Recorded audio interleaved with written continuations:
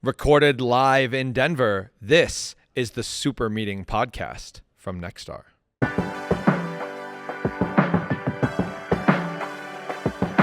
Welcome. Thanks for being a part of Nexstar's Super Meeting Podcast here in beautiful Denver, Colorado. Today, we're excited to welcome our guests, Brady Jolly and Scott Sharrock from Jolly Plumbing, Drains, Heating and Air. Welcome. Thanks for having us, man. Yeah, Excited to be here. I would also add, you're known as an employer of choice in northern Kentucky, southern Ohio area. I'd like to start off just by asking a little bit about yourselves, just a brief intro. Sure. Go ahead, Scott. Yes, Scott Sharrock. I have a beautiful wife, 3 beautiful kids, 5, 4, and 2. So it's a little bit of a madhouse there, but no crazier than ops.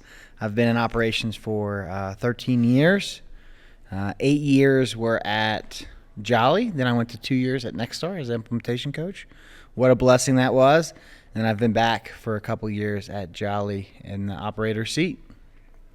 So you've seen both sides of the curtain. I've seen them all, seen both sides. Nice. And I will say, as far as Nexstar, it's so encouraging and confident as a member when you get to come in for the first time and see behind the curtains and you see that authenticity and you see the care of the coaches and you see the care of the trainers. And it just makes you want to learn. That fire grows even more. So, my respect for Nexstar is, at the highest it can be, seeing both sides. Awesome. Well, thank you for being here, Scott. Yeah. And Brady? Yeah, Brady Jolly, born and raised Northern Kentuckian, lived in the same county my whole life. I have beautiful wife, Carson, and we just had our first little boy, first kid, Crew. So he's 16 months now. So that's taken over our world over the last year and a half. So that's been a ton of fun.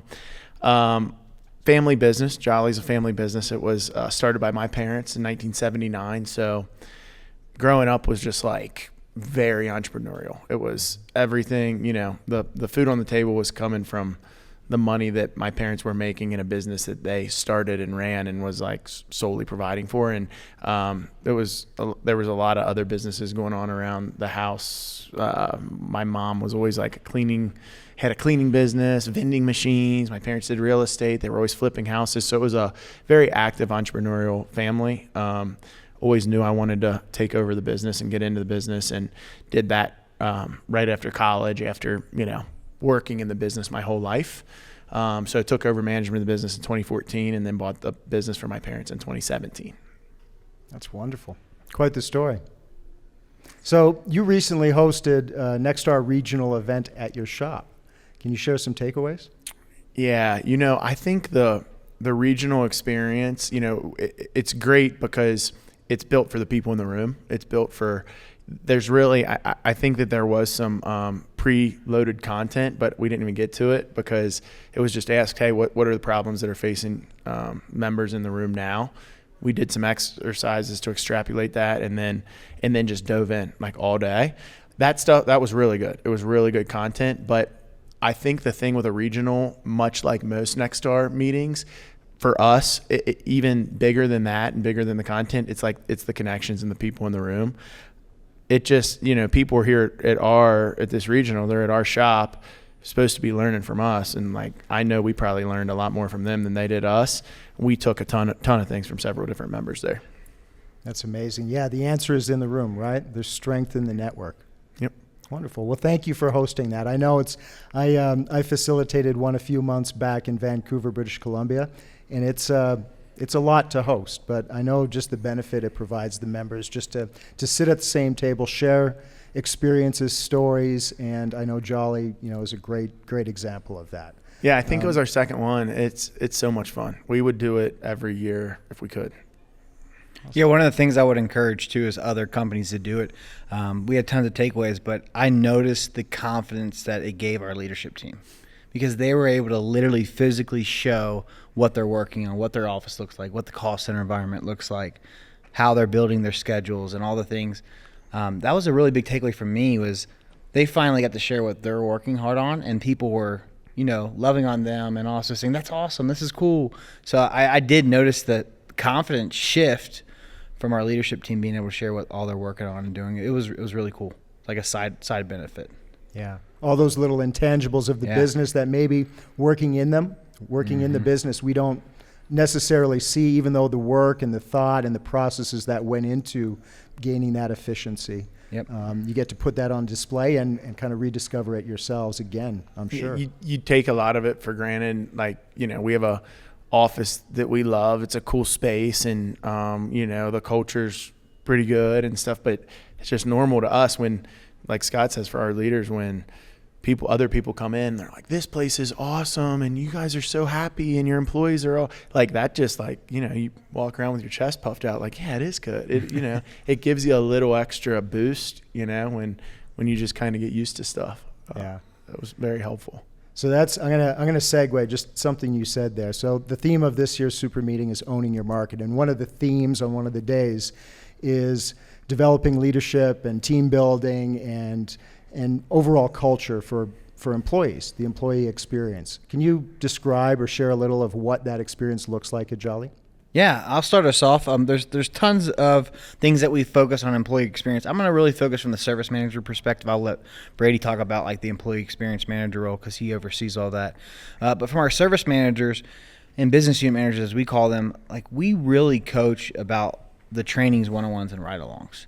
And that sense of accountability has changed from top to bottom, and it wants people to be there. So if you're part of a winning organization and you want to get better, you're fueled by that accountability. Like you're fueled when someone's there sitting with you and running the call and giving you great feedback on the things that you're doing well.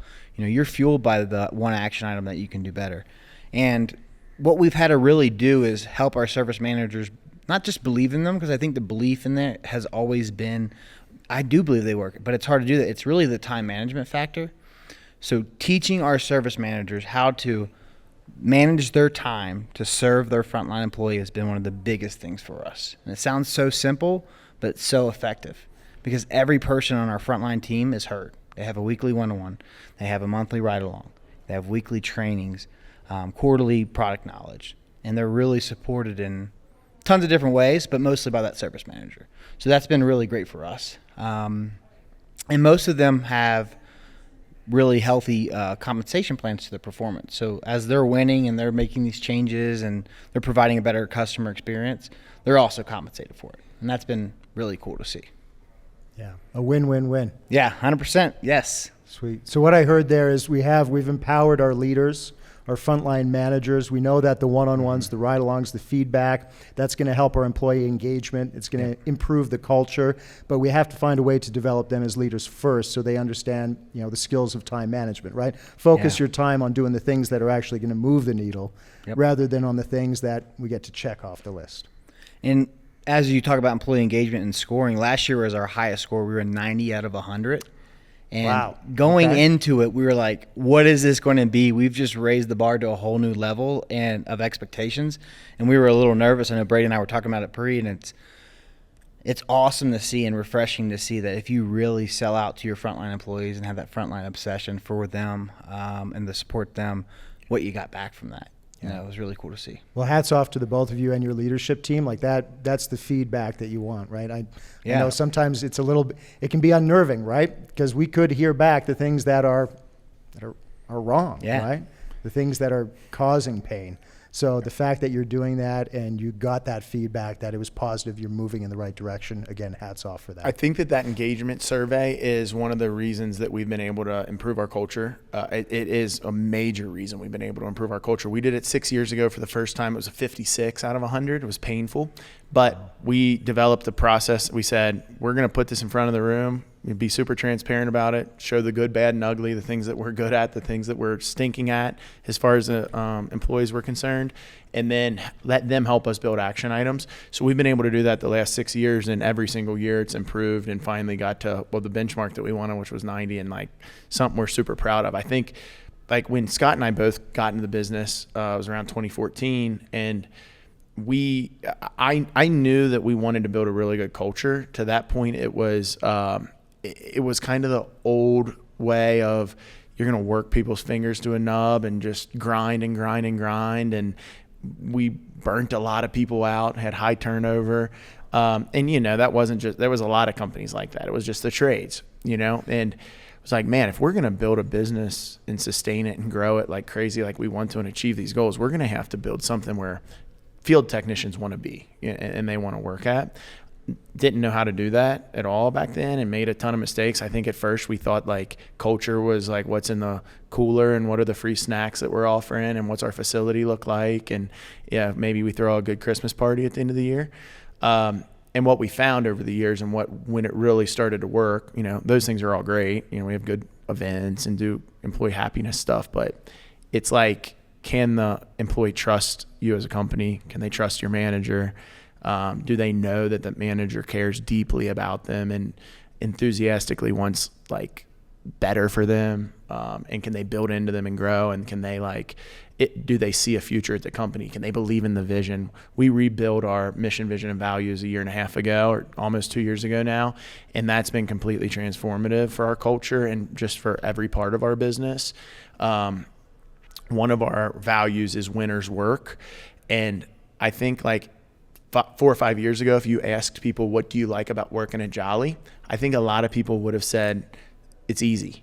Some people would have said it's easy. We were trying to make it easy because I wanted a good culture, just making it an easy place to work, less hours, which that became low accountability. It was like the tail was wagging the dog, and it was, that was challenging. And I think we flipped that, especially with this new mission, vision, and values. We talk about best sports franchises you can think of, the Patriots with Tom Brady, the Bulls with Jordan, the Spurs in the early 2000s, those franchises. I think one thing they have in common, if you ask Tom Brady's Patriots, anybody on the team, what do you like working for the Patriots? What do you like about it?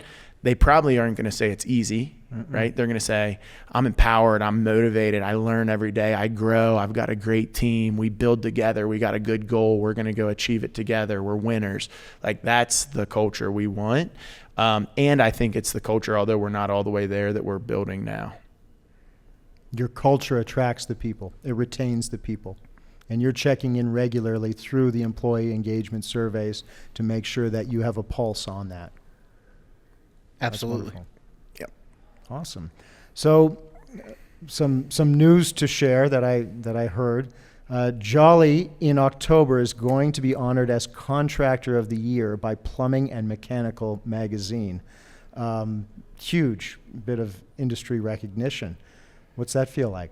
It's awesome. We're pumped. It's funny story. I was telling Scott this. You get these award things all the time where people email you and then it ends up being something you got to pay for, and they want to, you pay for your own recognition. And it's like, okay, this is a scam. When I got the email from the magazine, I thought it was that. I'm like, I almost didn't even email back. It's like, hey, you're up for Contractor of the Year. I'm like, yeah, right. This is a scam. And luckily I emailed back and it was like, man, it's real. This is unbelievable. It's a super cool honor for our team. And, I think we were all kind of shocked and didn't even really know what it was at first. And the more we've looked into it and learned, and then through the interview process for the article, we're just stoked and humbled and, like I said, shocked that it's us, but super excited. Amazing. So one of the other themes at Super Meeting this week is going to be your business as an asset. So developing your strategic presence through strategic marketing. So your marketing composes a large part of social media. We see a lot of activity there, your employees, the engagement. Can you tell us a little bit more about that? Yeah, totally. I think so. I'll go back to 2016. We were a very small company, and probably as far as a consultant was concerned, it was too early to hire a marketing person. But we just knew that we wanted to be different. To that point, we didn't have much of a marketing budget. We knew we wanted to be different in the market. We have a lot of large competitors, like most people do, a lot larger than us with a lot bigger marketing spend. So we knew that building our brand and shaping it how we wanted people to perceive us was going to be really important. So we hired a full-time marketer probably a bit before was optimal for the size of business we were, but it ended up being a really good thing for our brand. And especially we like to use video through that.